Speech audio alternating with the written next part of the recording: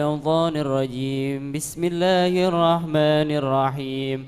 إذا وقعت الواقعة ليس لوقعتها كاذبة خافضة رافعة. إذا رجت الأرض رجا وبست الجبال بسا فكانت هباء منبثا وكنتم أزواجا ثلاثا فأصحاب الميمنة ما أصحاب الميمنة وأصحاب المشأمة ما أصحاب المشأمة والسابقون السابقون أولئك المقربون في جنات النعيم ثلة من الأولين وقليل من الآخرين على سرر موضونة متقين عليها متقابلين يطوف عليهم ولدان مخلدون بأكواب وأباريق وكأس من معين لا يصدعون عنها ولا ينزفون وفاكهة مما يتخيرون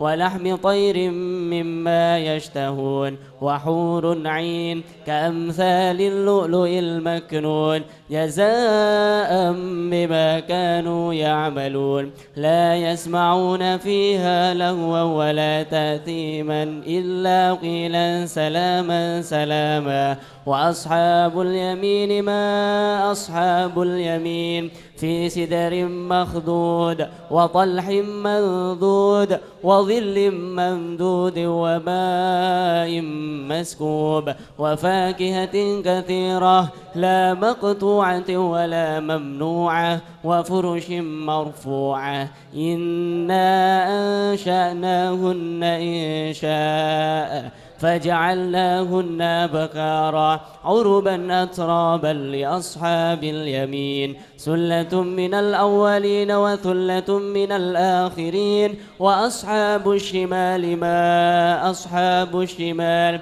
في سموم وحميم وظل من يحموم لا بارد ولا كريم إنهم كانوا قبل ذلك مترفين وكانوا يصرون على الحنث العظيم وكانوا يقولون إذا متنا وكنا ترابا وعظاما أئنا لمبعوثون أو آباؤنا الأولون قل إن الأولين والآخرين لمجموعون إلى ميقات يوم معلوم ثم إنكم أيها الضالون المكذبون لآكلون من شجر من زقوم فمالئون منها البطون فشاربون عليه من الحميم فشاربون شرب الهيم هذا نزلهم يوم الدين نحن خلقناكم فلولا تصدقون أفرأيتم ما تمنون أأنتم تخلقونه أم نحن الخالقون نحن قدرنا بينكم الموت وما نحن بمسبوقين على أن نبدل أمثالكم وننشئكم فيما لا تعلمون ولقد علمتم النشأة الأولى فلولا تذكرون أفرأيتم ما تحرثون أأنتم تزرعونه أم نحن الزارعون لو نشاء لجعلناه حطاما فظلتم تفكهون إنا لمغرمون بل نحن محرومون أفرأيتم الماء الذي تشربون أأنتم أنزلتموه من المزن أم نحن المنزلون لو نشاء جعلناه أجاجا فلولا تشكرون أفرأيتم النار التي تورون أأنتم أنشأتم شجرتها أم نحن المنشئون نحن جعلناها تذكرة ومتاعا للمقوين فسبح باسم ربك العظيم فلا أقسم بمواقع النجوم وإنه لقسم لو تعلمون عظيم إنه لقرآن كريم في كتاب مكنون لا يمسه إلا المطهرون تنزيل من رب العالمين. أفبهذا الحديث أنتم مدهنون وتجعلون رزقكم أنكم تكذبون. فلولا إذا بلغت الحلقوم وأنتم حينئذ تنظرون ونحن أقرب إليه منكم ولكن لا تبصرون. فلولا إن كنتم غير مدينين ترجعونها إن كنتم صادقين. فأما إن كان من المقربين فروح وريحان وجنة نعيم. وأما إن كان من أصحاب اليمين فسلام لك من أصحاب اليمين. وأما إن كان من المكذبين الضالين فنزل من حميم وتصلية جحيم. إن هذا لهو حق اليقين. فسبح باسم ربك العظيم.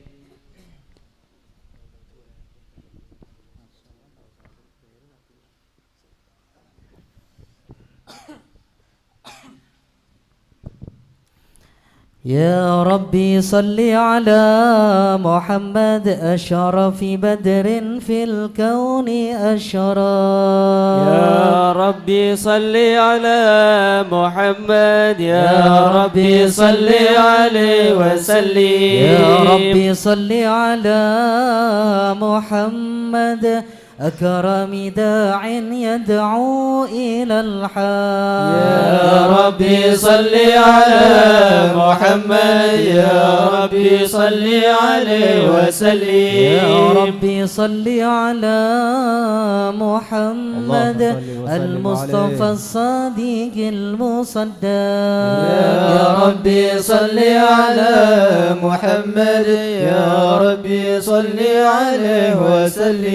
يا ربي صل على محمد أحلى الورى منطقا وأصداق. يا ربي صل على محمد يا ربي صل عليه وسلم. يا ربي صل على محمد أفضل من بالتقى تحقق. يا ربي صل على محمد يا ربي صل عليه وسلم.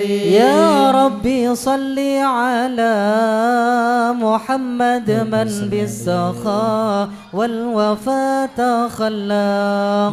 يا ربي صل على محمد يا ربي صل عليه وسلم. يا ربي صل على محمد واجمع من الشمل ما تفرق. يا ربي صل على محمد يا ربي صل عليه وسلم. يا ربي صل على محمد واصلح وسهل ما قد تعود. يا ربي صل على محمد يا ربي صل عليه وسلم. يا ربي صل على محمد وافتح من الخير كل مغلاق. يا ربي صل على محمد يا ربي صل عليه وسلم. يا ربي صل على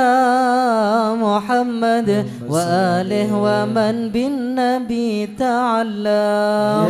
يا ربي صل على محمد يا ربي صل عليه وسلم. يا ربي صل على محمد وآله ومن للحبيب يعشق. يا ربي صل على محمد يا ربي صل عليه وسلم. يا ربي صل على محمد ومن بحبل النبي توسق. يا ربي صل على محمد يا ربي صل عليه وسلم يا ربي صل على محمد يا ربي صل عليه وسلم يا ربي صل على محمد يا ربي صل عليه وسلم اللهم صل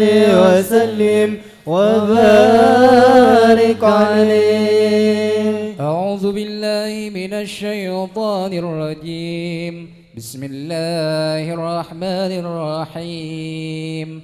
إنا فتحنا لك فتحا مبينا صلى الله عليه ليغفر لك الله ما تقدم من ذنبك وما تأخر ويتم نعمته عليك ويهديك صراطا مستقيما صلى الله عليه وينصرك الله نصرا عزيزا صلى الله عليه جاءكم رسول من أنفسكم عزيز عليه ما عنتم حريص عليكم بالمؤمنين رؤوف رحيم صلى الله فإن عليه تولوا فقل حسبي الله حسبي الله لا إله إلا هو عليه توكلت وهو رب العرش العظيم صلى الله عليه. إن الله وملائكته يصلون على النبي يا أيها الذين آمنوا صلوا عليه وسلموا تسليما. اللهم صل وسلم وبارك عليه. السلام عليك زين الأنبياء السلام عليك السلام عليك زين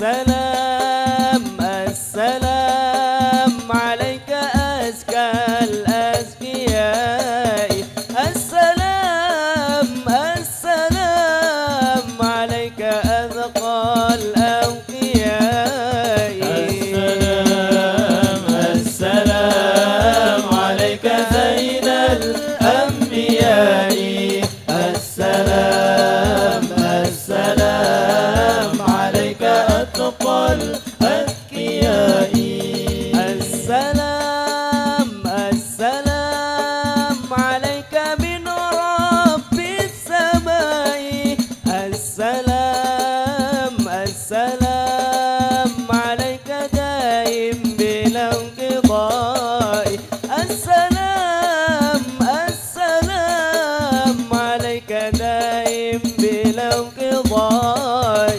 السلام السلام عليك زين الأنبياء السلام السلام عليك أتقى الأتقياء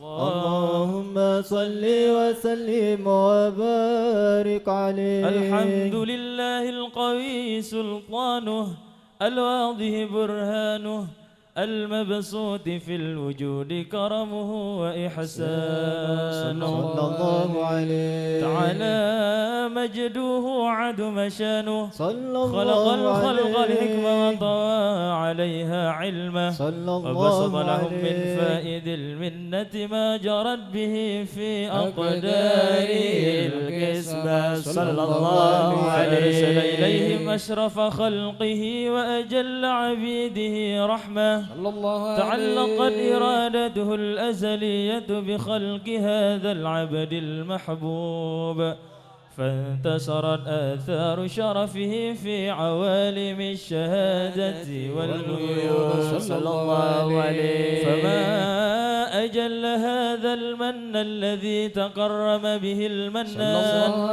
وما أعظم هذا الفضل الذي برز من حضرة الإحسان صورة كاملة ظهرت في هيكل محمود صلى الله عليه فتعطرت بوجودها أكناف الوجود وطرزت برد العوالم بطراز التكريم اللهم صل وسلم أشرف الصلاة وتسليم على سيدنا ونبينا محمد الرؤوف الرحيم اللهم صل وسلم وبارك عليه اللهم صل وسلم وبارك عليه تجلى الحق في عالم قدسه الواسع تجليا قضى بانتشار فضله في القريب والشاسع صلى الله عليه الحمد الذي لا تنحسر أفراده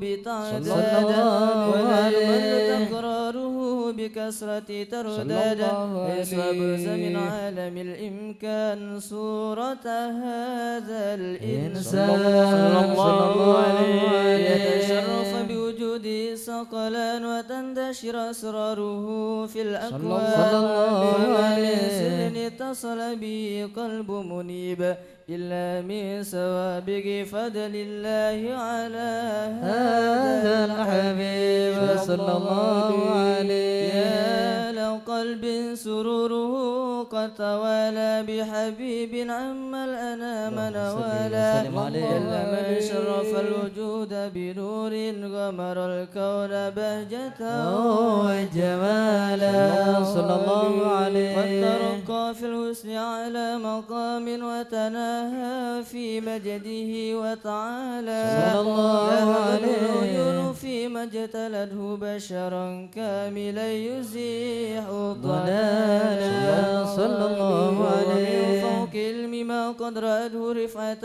في شؤونه وكمالا فسبحان الذي أبرز من حضرة الامتنان ما يعجز عن وصفه اللسان ويحار في تعقل معاني الجنان صلى الله عليه انتشر منه في عالم البطون والظهور ما ملأ الوجود الخلقي نور صلى الله فتبارك عليه. الله من إله كريم بشرتنا آياته في الذكر الحكيم ببشارة لقد جاءكم رسول من أنفسكم عزيز عليه ما عنتم حريص عليكم بالمؤمنين رؤوف رحيم صلى الله عليه. فاجلوا هذه البشارة وتلقاها بقلب سليم فقد هدي إلى صراط مستقيم. اللهم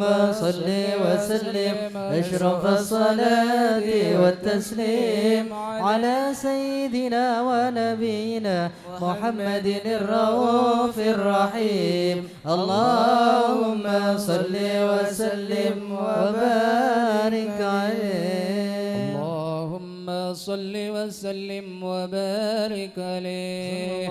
أشهد أن وسلم. لا إله إلا الله وحده لا شريك له شهادة تربي اللسان عما تضمنه الجلال من التصديق بها والرضوان صلى الله عليه. من الإيمان صلى قواعد الله عليه. من سر ذلك الإذعان والتصديق شواهد صلى الله عليه. سيدنا محمد صل العبد وسلم عليه. الصادق في قوله وفعله والملك عن الله ما أمره بالتبالي لخلقه من فرده ونفره صلى الله عليه. أرسله الله للعالمين بشيرا ونذيرا صلى الله عليه.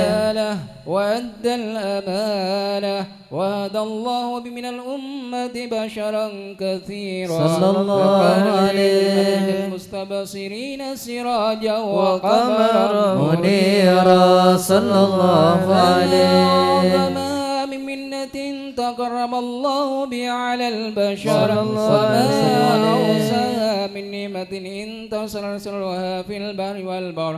اللهم صل وسلم بأجل الصلوات وجماعها وأزكى التحيات ووسعها على هذا العبد الذي وفى بحق العبودية صلى الله عليه.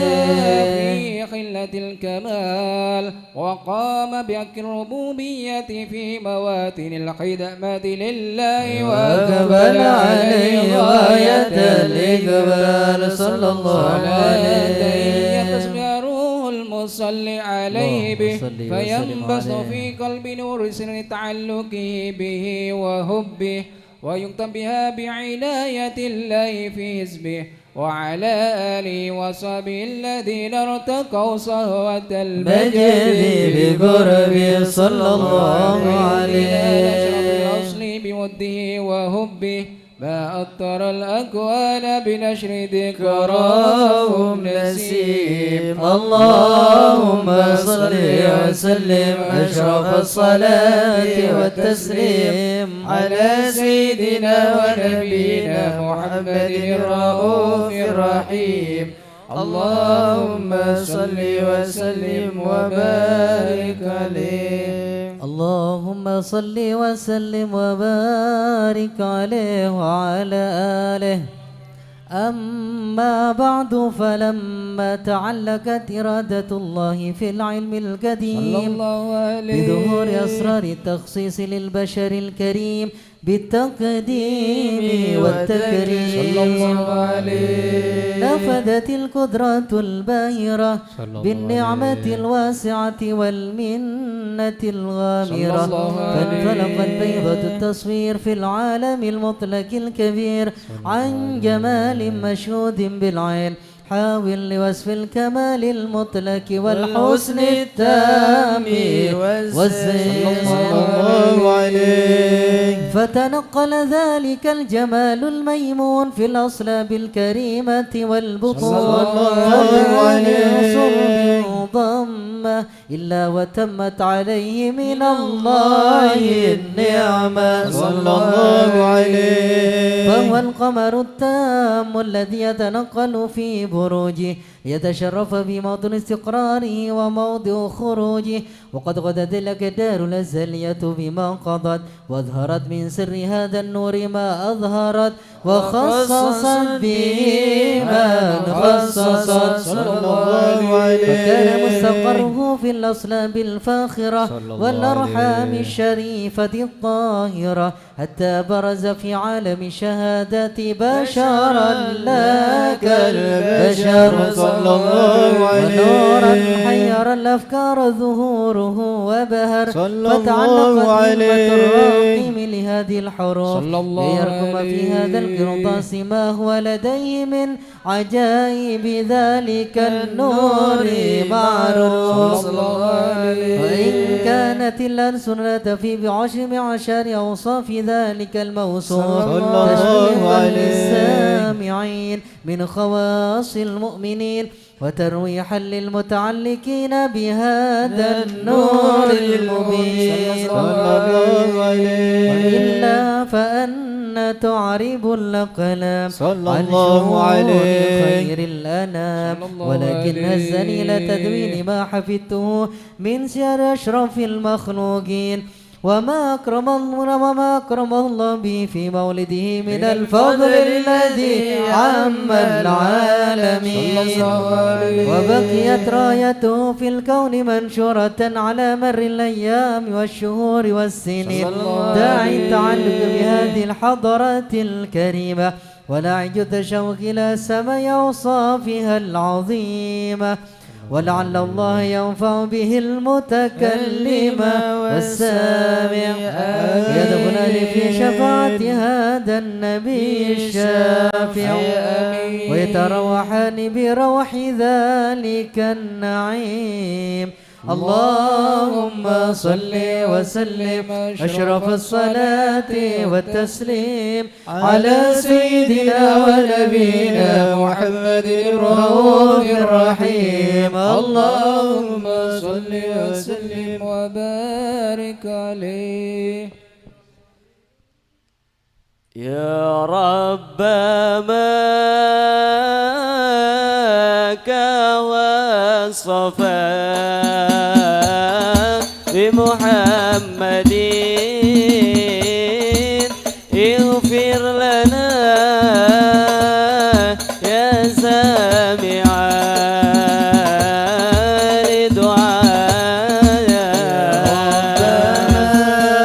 لدعائك وصفاك بمحمد اغفر لنا يا سامعات لدعانا يا راحلا إن جئت للمنحنى فاحفظ به وانزل على كنز الغنى. ربما وصفا بمحمد اغفر لنا يا سامعات لدعانا راحلا إن جئت وادي المنحنى فاحطب به وانزل على كنز الغنى. يا راحلا إن جئت وادي المنحنى فاحطب به وانزل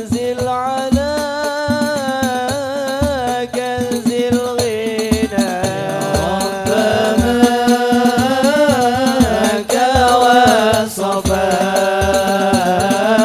بمحمد اغفر لنا يا سامعا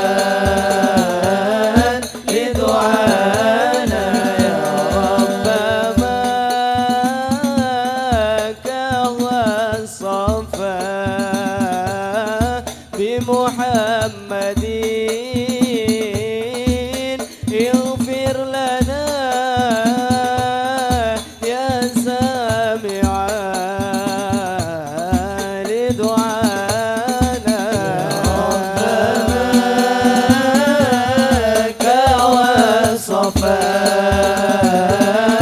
بمحمد اغفر لنا يا سامعا لدعانا يا راحلا إن جئت من منحنى فاخطب به وانزل على كنز الغنى يا راحلا إن جئت من منحنى فاحطب به وانزل على كنز الغنى ربما والصفا بمحمد اغفر لنا يا سامعا لدعانا اللهم صل وسلم وبارك عليه اللهم صل وسلم وبارك عليه وعلى آله. وقد آن للقلم أن يخض ما حركته فيه الأنامل مما استفاده الفهم من صفات هذا العبد المحبوب الكامل صلى الله وشمائل عليه التي هي أحسن الشمائل.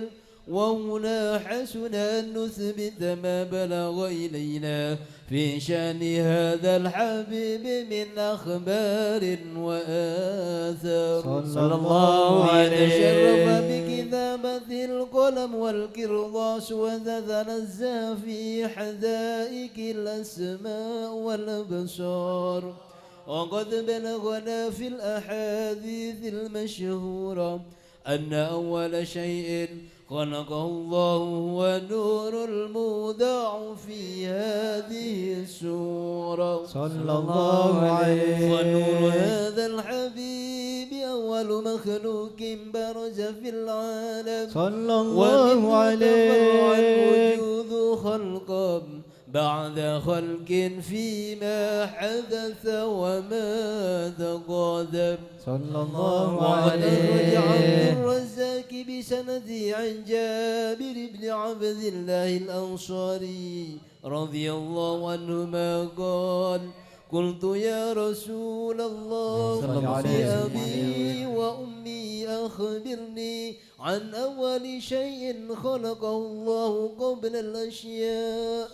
قال يا جابر إن الله خلق قبل الأشياء نور نبيك محمد صلى الله عليه وسلم من نور صلى الله عليه. من حديث أبي هريرة رضي الله عنه أنه قال قال رسول الله صلى الله عليه وسلم كنت أول النبيين في الخلق وآخرهم في البعث صلى الله عليه. وقد تعددت الروايات بأنه أول الخلق وجودا وأشرفهم مولودا صلى الله عليه. كانت السعادة الأبدية لها ملاحظة خفية اختصت من شاءت من البرية بكمال خصوصية صلى الله عليه. فاستودعت هذا النور المبين أصلاب وبطون من شرفته من العالمين صلى الله عليه. فتنقل هذا النور من صلب آدم ونوح وإبراهيم عليه السلام حتى أوصلته يد العلم القديم إلى من خصصته بالتكريم أبيه الكريم عبد الله بن عبد المطلب ذي القدر العظيم وأمه التي هي في المخاوف آمنة السيدة الكريمة آمنة فتلقاه صلب عبد الله فألقاه إلى بطنها صلى الله عليه. وشاء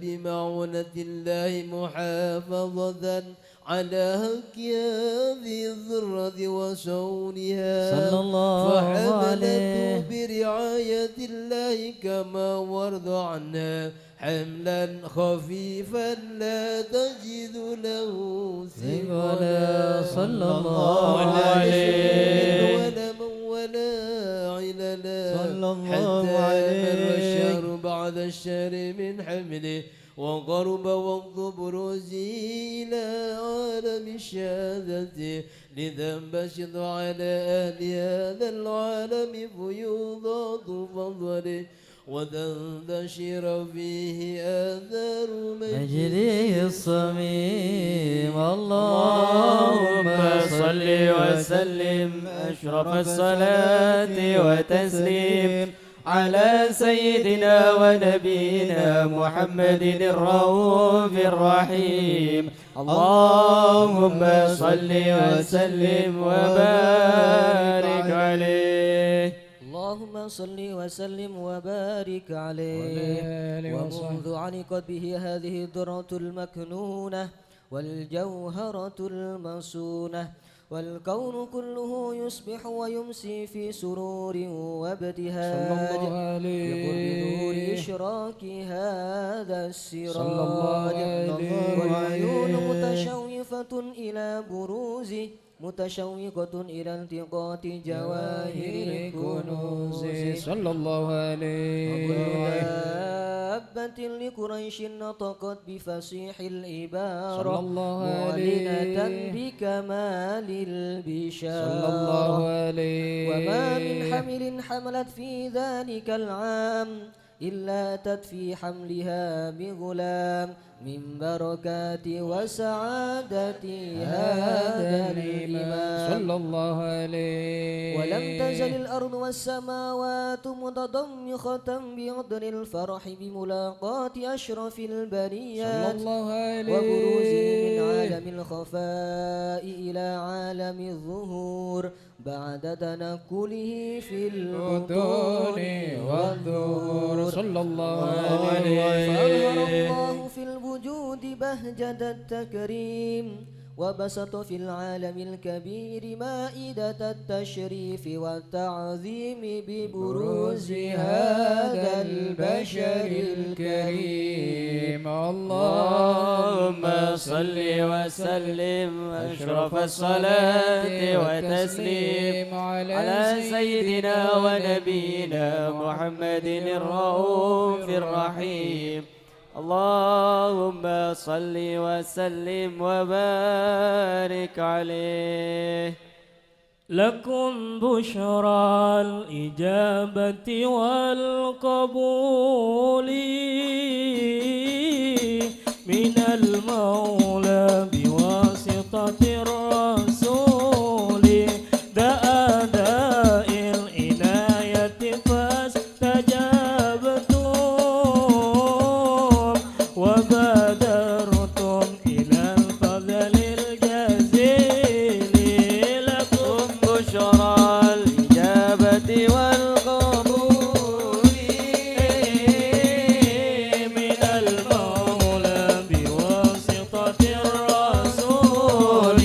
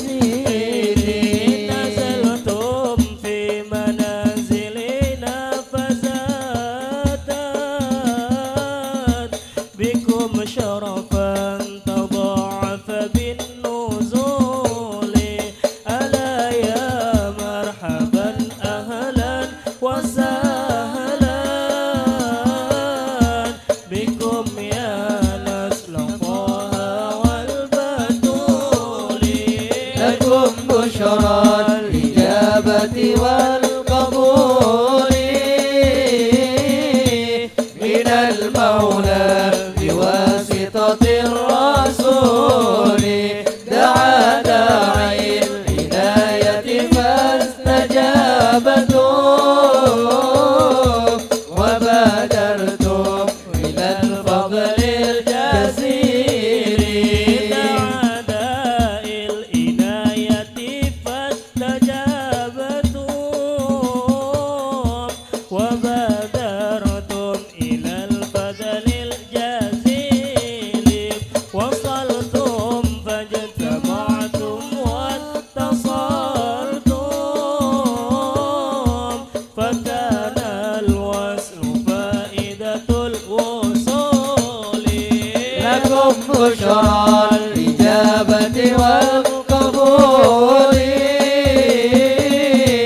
من المولى بواسطة الرسول دعا داعي العناية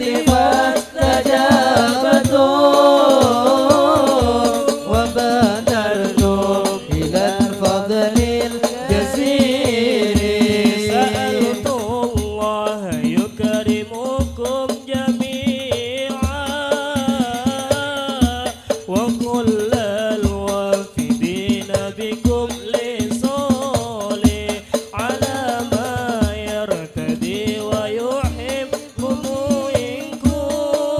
منكم ويدحمكم بإحسان وطول لكم بشرى الإجابة والقبول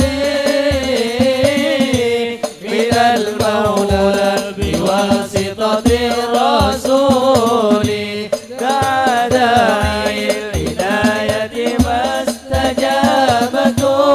فاستجابتم وبادرتم إلى الفضل الجزيل اللهم صل وسلم وبارك عليه وعلى آله فحين قرب أوان وضع هذا الحبيب أعلنت السماوات والأرضون ومن فيهن بالترحيب وأمطار الجود الإلهي على أهل الوجود تثيج ولسنة الملائكة بالتبشير للعالمين تعز سبحان الله والحمد لله ولا إله إلا الله والله أكبر سبحان الله والحمد لله ولا إله إلا الله والله أكبر سبحان الله والحمد لله ولا إله إلا الله والله أكبر والقدرة كشفت كناع هذا المستور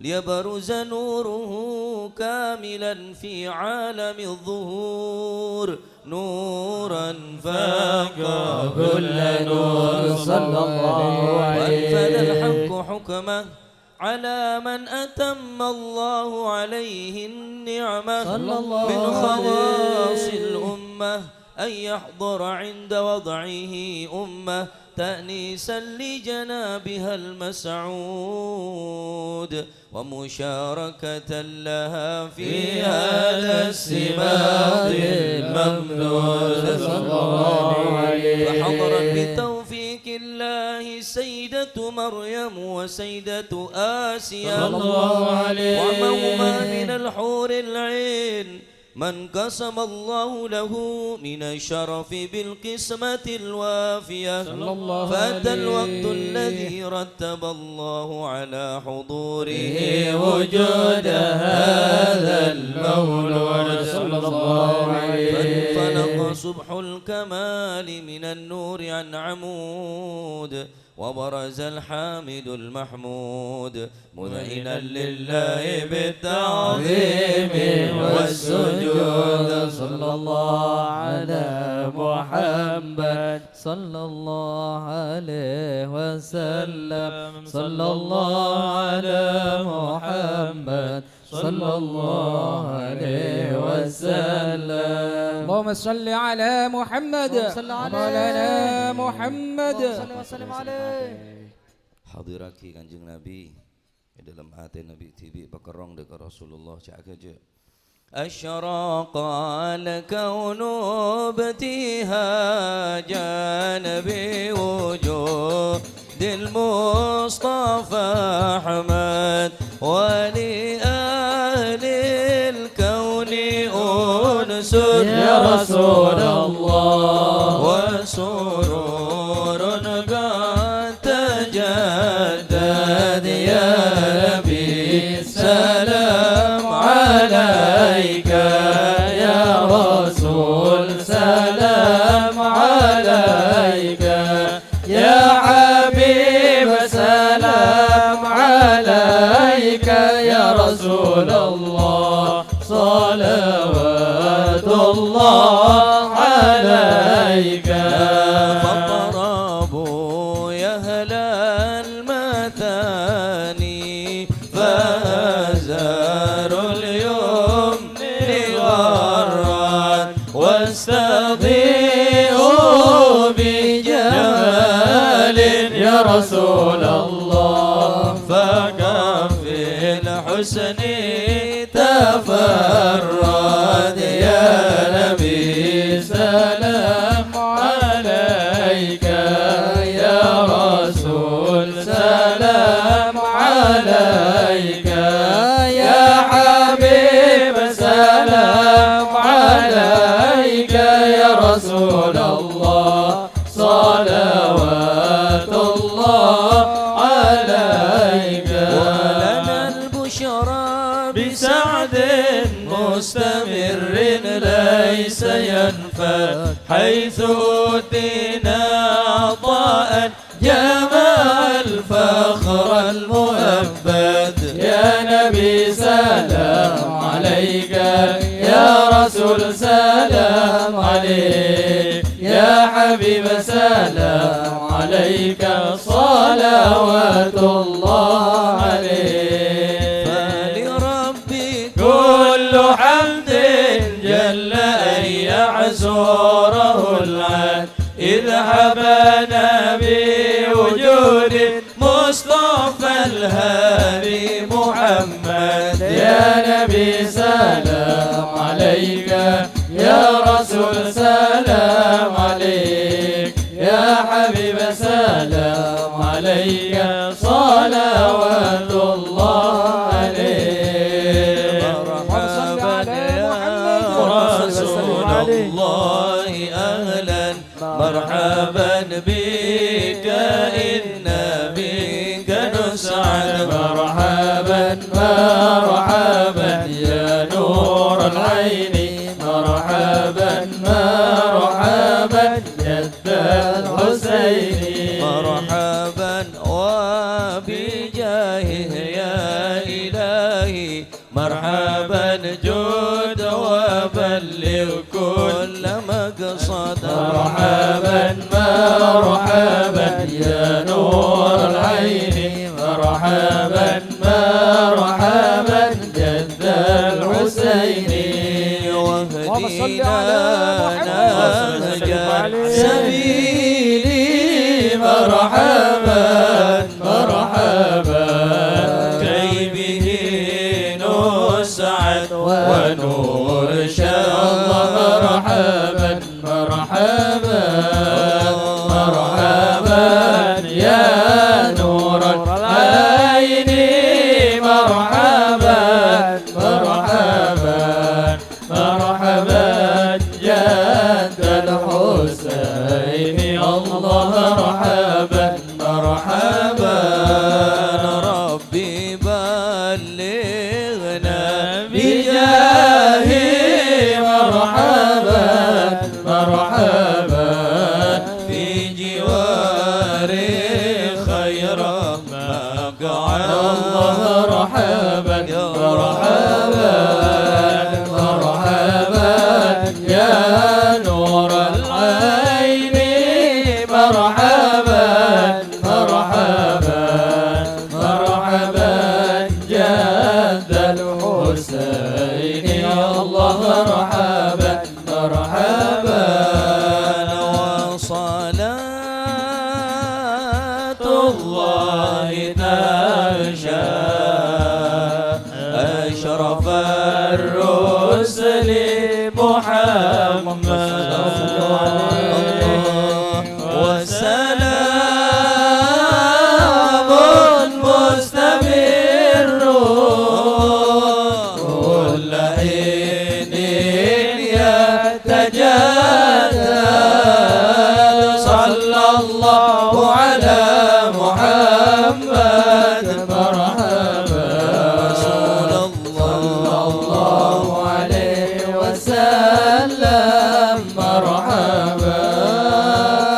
صلى الله على محمد مرحبا صلى الله عليه وسلم مرحبا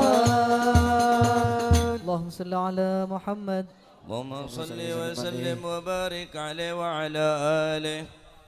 وحين برز صلى الله عليه وسلم من بطن أمه برز رافعا طرفه إلى السماء صلى الله عليه مؤميا بذلك الرفع إلى أن له شرفا على مجده والسماء صلى الله عليه. وكان وقت مولد سيد الكونين من الشهور شهر ربيع الأول ومن الأيام يوم الاثنين صلى الله عليه. وموضع ولادته وقبره بالحرمين صلى الله وقد عليه. ورد أنه صلى الله عليه صل وسلم عليه. وسلم ولد مختونا مكحولا مقطوع مقطوع السرة صلى الله عليه. تولى ذلك لشرفه عند الله أيدي القدرة صلى الله ومع عليه. بروزه إلى هذا العالم ظهر من العجائب ما يدل على أنه أشرف المخلوقين وأفضل الحبائب صلى الله عليه. وقد ورد عن عبد الرحمن بن عوف عن أم الشفاء رضي الله عنهما قالت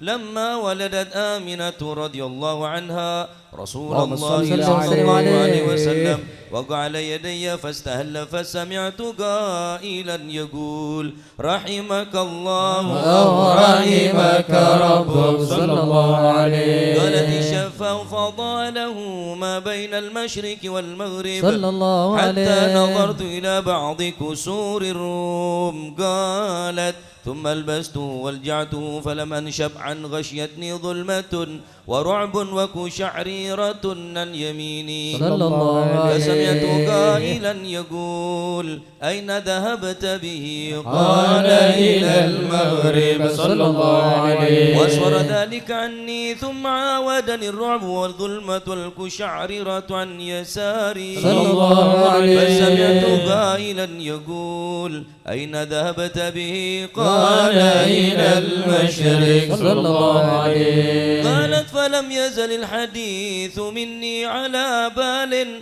حتى بتعثه الله صلى الله عليه. فكنت من أول الناس سلاما صلى الله وكم عليه. ترجمت السنة من عظيم المعجزات وباهر الآيات البينات بما يقضي بعظم شرفه عند مولاه وأن عين عنايته في كل حين ترعاه وأنه الهادي إلى الصراط المستقيم. اللهم صل وسلم أشرف الصلاة والتسليم على سيدنا ونبينا محمد الرؤوف الرحيم. اللهم صل وسلم وبارك عليه. اللهم صل وسلم وبارك عليه صلى الله عليه ولقد وآله اتصف وصحبه. صلى الله عليه وسلم من محاسن الأخلاق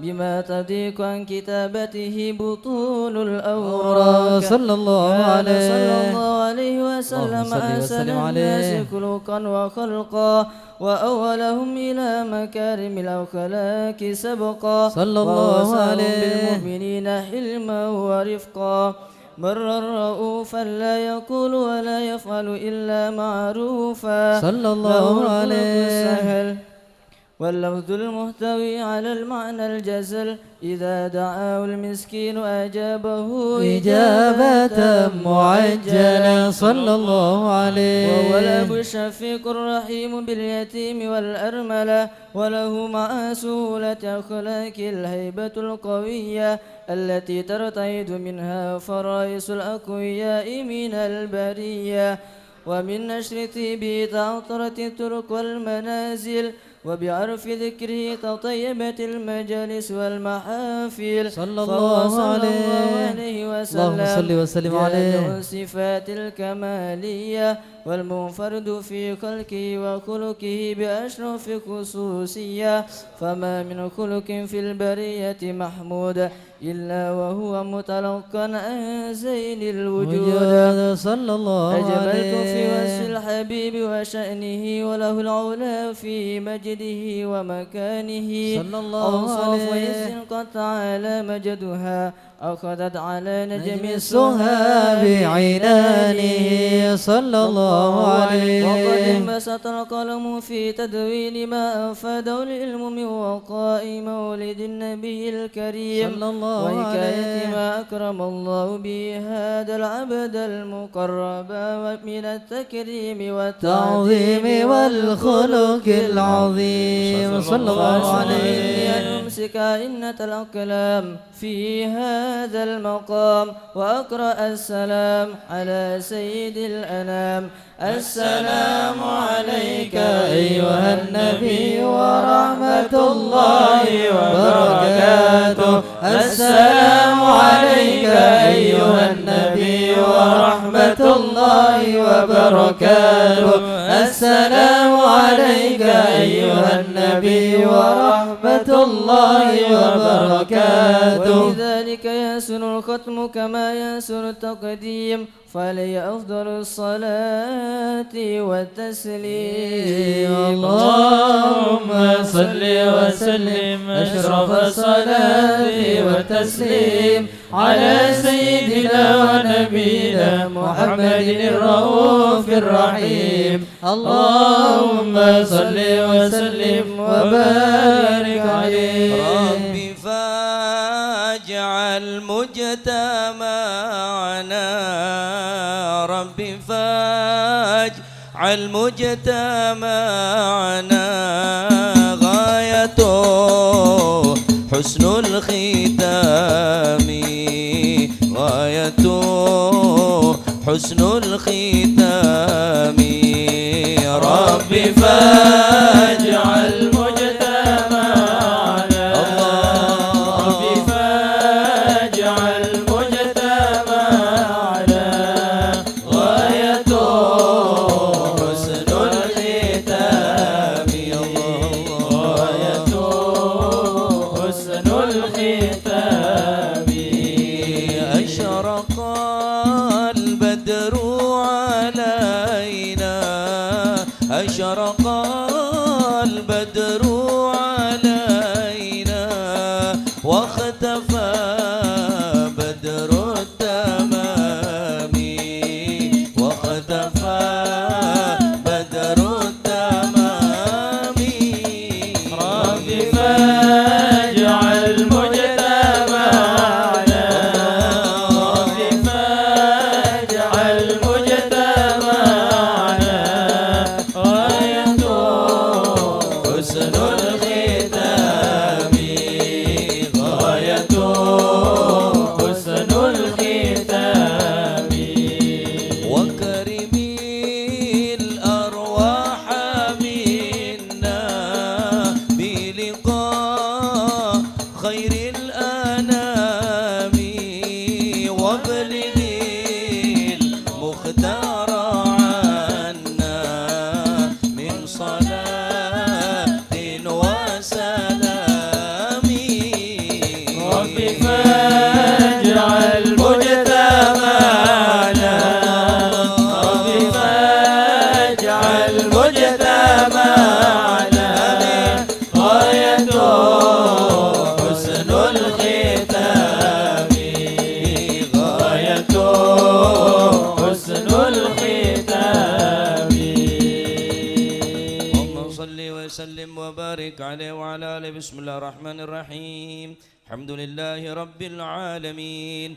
ولما نظم الفكر من دار الأوصاف المحمدة معقودا توجهت إلى الله متوسلا بسيدي وحبيبي محمد صلى الله عليه وسلم أن يجعل سعي في مشكورا وفعلي في محمودا. آمين. وتب عملي في الأعمال المقبولة وتوجهي في التوجهات الخالصة والصلات الموصولة. اللهم يا من إليه تتوجه الآمال فتعود ظافرة وعلى باب عزته تحط الرحال فتغشاها منه الفيوضات الغامرة.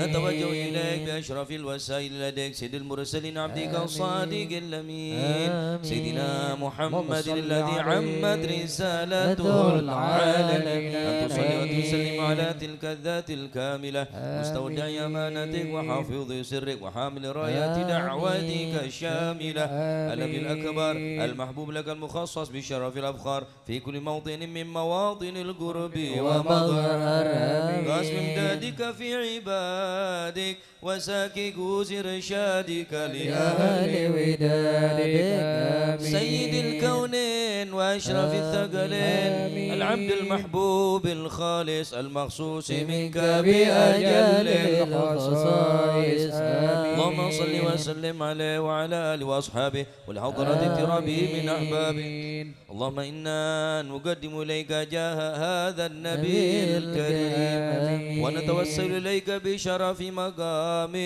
العظيم أن تلاحظنا في حركاتنا وسكناتنا بعين عنايتك وأن تحفظنا في مطارنا وتقلباتنا بجميل رعايتك وحسين وقايتك وأن تبلغنا من شرف القرب إليك وإلى هذا الحبيب غاية آمالنا وتتقبل منا ما تحركنا فيه من نياتنا وأعمالنا وتجعلنا في حضرة هذا الحبيب من الحاضرين وفي طرائق اتباعه من السالكين ولحقك وكي من المؤدين ولعهدك من الحافظين اللهم إنا لنعمان في رحمتك الخاصة فلا تحرمنا وظنونا جميلة هي وسيلتنا إليك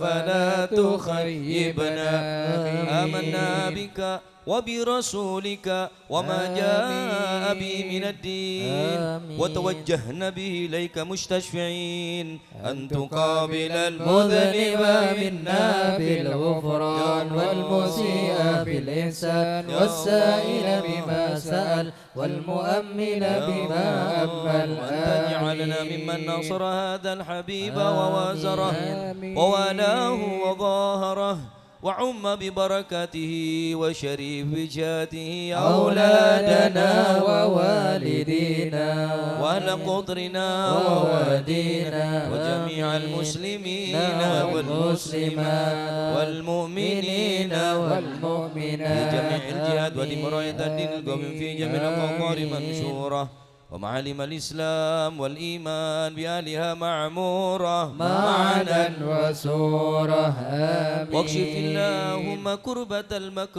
المكروبين وقضي دين المدينين واغفر للمذنبين وتقبل توبة التائبين يا الله وانشر رحمتك على عبادك المؤمنين أجمعين واكفي شر المعتدين والظالمين وابسط العدل بولاة الحق في جميع النواحي والأقطار وإذ بتأييد من عندك ونصر على المعاندين من المنافقين والكفار واجعلنا يا ربي في الحسن الحسين من جميع البلايا واجعلنا يا ربي في الحسن الحسين من جميع البلايا واجعلنا يا ربي في الحسن الحسين من جميع البلايا وفي الحرز المكين من الذنوب والخطايا وادمنا في العمل بطاعتك وصدق في ختمتك قائمين وإذا توفيتنا فتوفنا مسلمين مؤمنين واختم لنا منك بخير أجمعين صل وسلم على هذا الحبيب المحبوب للأجسام والأرواح والقلوب وعلى آله وصحبه ومن إليه منسوب وآخر دعوانا أن الحمد لله رب العالمين فضل سبحان ربك رب العزة عما يصفون وسلام على المرسلين والحمد لله رب العالمين. إلى حضرة النبي محمد صلى الله عليه وسلم. سرير فاتحة.